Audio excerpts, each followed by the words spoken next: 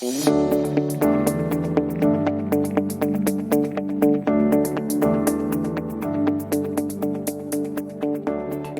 to another episode of Investing Compass. Before we begin, a quick note that the information contained in this podcast is general in nature. It does not take into consideration your personal situation, circumstances, or needs. Okay, well, Shani, today we're going to talk about a stock that everyone is talking about in the 5% of the time that they're not talking about Taylor Swift. Yes. And her new album. Although I saw an article, and yes, I'm a loser. This is how I read about Taylor Swift. I saw an article in the New York Times saying that there's a backlash because of her overexposure. Well, there you go. Yeah, the New York Times said it. It has to be true. We had an exciting week. Yes. Or Did no, we? I guess this happened a couple weeks ago. We had a new joiner on the team. We do, yeah. So the team of two is now a team of three. And his name is Joseph. He's great. And there we go. You just like him because he plays cricket. Yes. It's 2 against 1 now. I don't play. I just watch. But we can talk about it. I have someone to talk about cricket with now. Does that mean you'll stop talking to me about it? Yes, probably. So a win-win situation for everyone involved. Exactly. So why don't we talk about this stock? Okay. So the stock is Nvidia, which is how I would say it.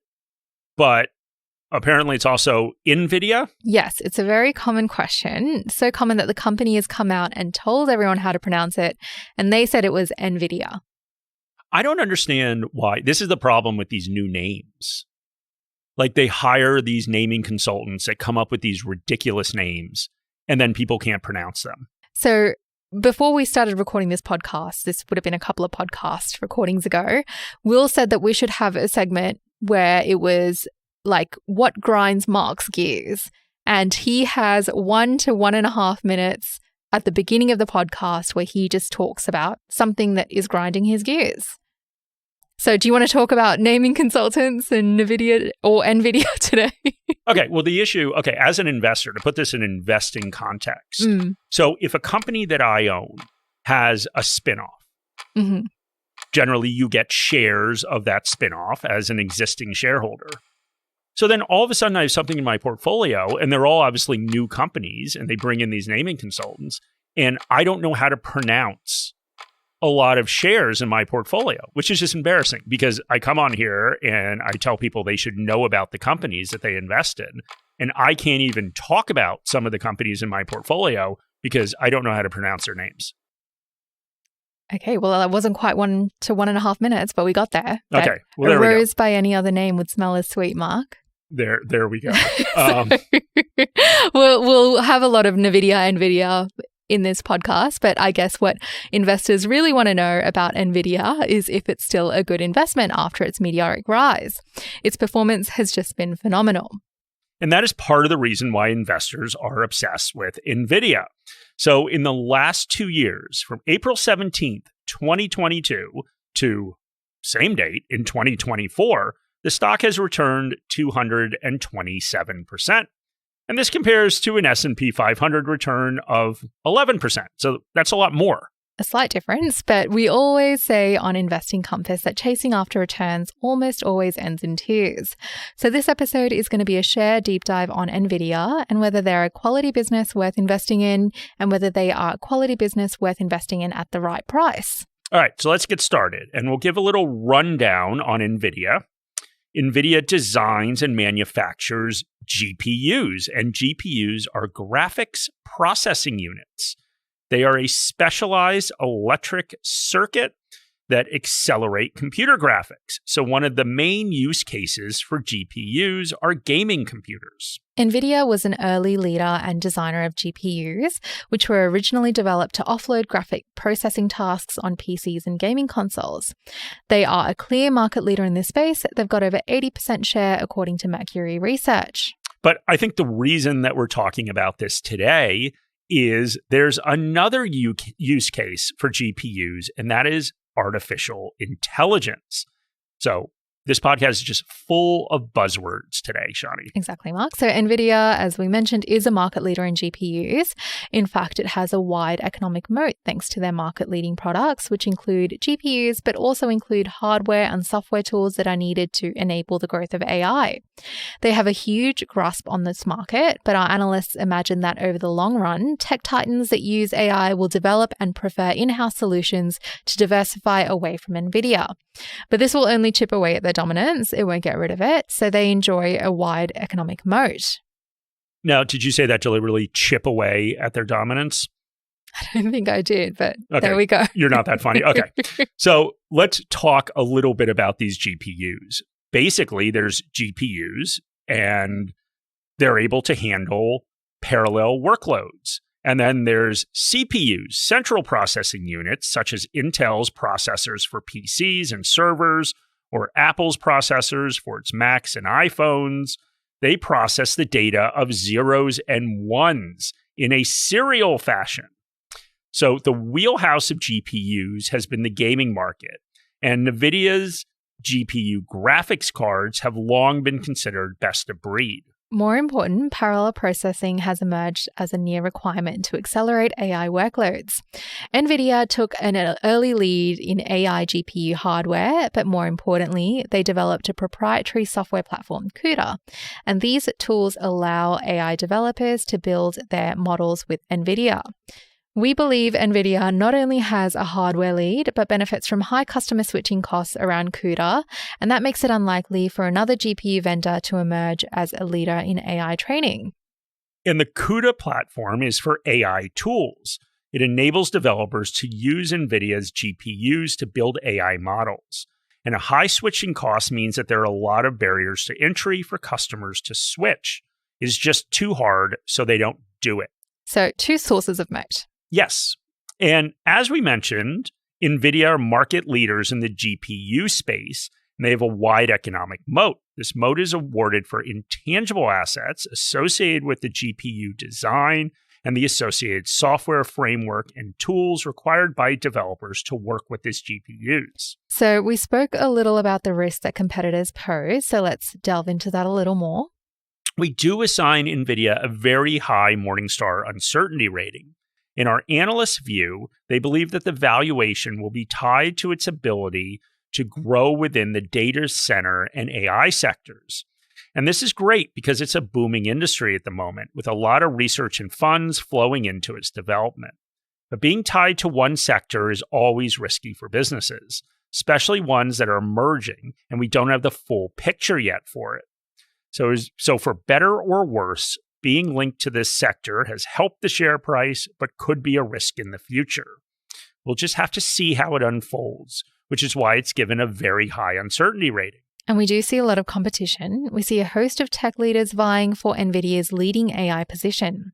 It's inevitable that companies like Amazon's AWS, Microsoft, Google, and Meta platforms will seek to reduce their reliance on NVIDIA and diversify their semiconductor and software supply base, including the development of in-house solutions, as we mentioned. And this isn't just in the future. They've already started to do this. Google's TPUs and Amazon's Trainium and Inferita chips were... Inferentia, I think that is, Mark. Inferentia. You can go on about your naming consultants. Well, these are all ridiculous names. Okay. But anyway, those chips were designed with AI workloads in mind. Well, Microsoft and Meta have announced semiconductor design plans. There's also existing semiconductor vendors that are joining the charge, like AMD. AMD is quickly expanding its GPU lineup to serve these cloud leaders. Intel also has an AI accelerator product today and will likely remain focused on this opportunity. So the uncertainty rating is based on the uncertainty around this market.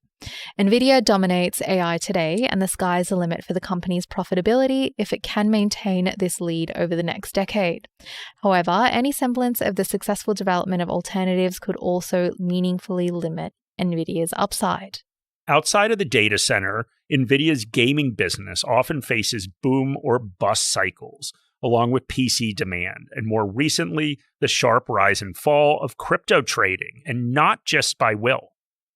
Nvidia also has invested heavily in autonomous driving, but again squares off against many other chip makers and automakers for a piece of this pie with little guarantee of success.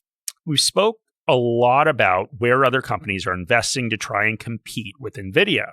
Let's look inward. Nvidia is doing one thing really well: capital allocation.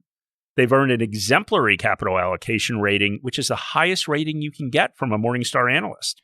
When we speak about capital allocation, it refers to the way that management in a business spend their capital and is particularly important in the current environment.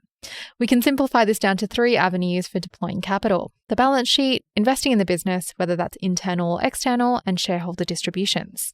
The capital allocation decisions that are made are based on the best utilization of the capital to create value for shareholders as the owners of the company. And these decisions are never static.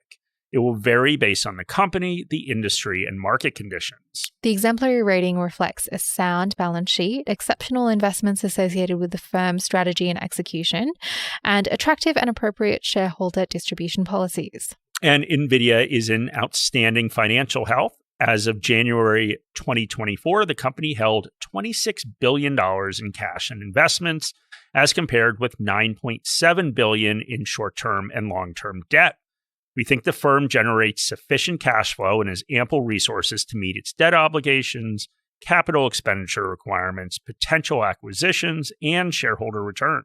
And Nvidia has been perceptive. They've made almost psychic-like investments in GPUs, networking semis, and software, as the company spent the past decade, if not longer, laying the groundwork to emerge as a clear leader in AI training GPUs and associated software and tools. Like many chip makers, Nvidia's heavy R&D budget enabled the company to remain on the cutting edge of GPU design. In terms of dividends, management initiated a quarterly dividend in the fourth quarter of fiscal 2013 to return excess cash to shareholders, and it currently has a stock buyback program. The firm returns cash to shareholders through ongoing cash dividends, which is 16 cents per share, which is frankly a rounding error compared to their price. And I'm sure the people that have gotten the 227% return in 2 years are really counting on those dividends, but they've also purchased shares. So let's move into the part that everyone always waits for, and that's a fair value. So Morningstar recently raised Nvidia's fair value from $730 to $910 in March, and that was after the company's tech showcase called GTC. The keynote address introduced the company's latest artificial intelligence graphics processor, or, as you know now, AI GPU, and it's called Blackwell, a normal name, along with its associated platform and GPU clusters to enable AI workloads. As well as this, GTC showcased the efforts of the company's wide range of partners in areas such as robotics and automotive, amongst many others. Our analysts don't foresee these partners slowing their investments anytime soon, and that supports healthy growth estimates for Nvidia in the years ahead. So our analysts raised the fair value after taking a fresh look at our model assumptions, and they're more optimistic about future industry-wide capital expenditures, or CapEx, on AI GPUs in the decade ahead, both from large cloud computing vendors and enterprises. So as I said, Morningstar's fair value estimate is $910 per share, which implies an equity value of roughly $2.2 trillion. So for context, Nvidia achieved 126% revenue growth in fiscal 2024, and our analysts anticipate another massive year with 91% growth to $116 billion in fiscal 2025. They model long-term mid-cycle revenue growth of roughly 10% per year for the business as a whole, resulting in a 28% compounded annual growth rate over the next decade. And a $910 fair value puts Nvidia at a 3-star stock on 17th April 2024. It last traded at around $874, and that is trading within a range that we consider fairly valued. Ultimately, a good investment is acquiring a quality company at a great price, but also considering your financial goals. If you're an investor that relies on sustainable dividends, Nvidia's payout rate has been volatile to say the least. They're very focused on growing the business. The 5-year average yield is 0.15%. The trailing 12-month dividend yield is 0.02%. So as I said, a rounding error. If you're an investor that has an outsized exposure to US tech, Nvidia may increase that exposure. If you're an investor that does not have a long time horizon for Nvidia's prospects to ride the AI wave, this may not be the investment for you. It's important with all the decisions that you make, regardless of whether you have confidence in the thesis for the company's future, that you are still only investing in companies that align with the goals that you're trying to achieve. And of course, just a warning that as Aussie investors, we need to also consider the impacts of currency, as it will impact the total return that you will receive from an investment in Nvidia. And maybe the best thing to do is, we've been told that AI can do everything, but maybe if it can send you back in time 2 years so that you can buy the share, maybe that is the best approach for investors. So anyway, thank you for us going through a podcast where we failed to pronounce most of the words correctly. We do really appreciate it. And of course, you can send critiques to my email address, which is in the show notes. Any advice in this podcast is general advice or regulated financial advice under New Zealand law, prepared by Morningstar Australasia Proprietary Limited and or Morningstar Research Limited, without reference to your financial objectives, situations or needs. You should consider the advice in light of these matters and any relevant product disclosure statement before making any decision to invest. To obtain advice for your own situation, contact a financial advisor.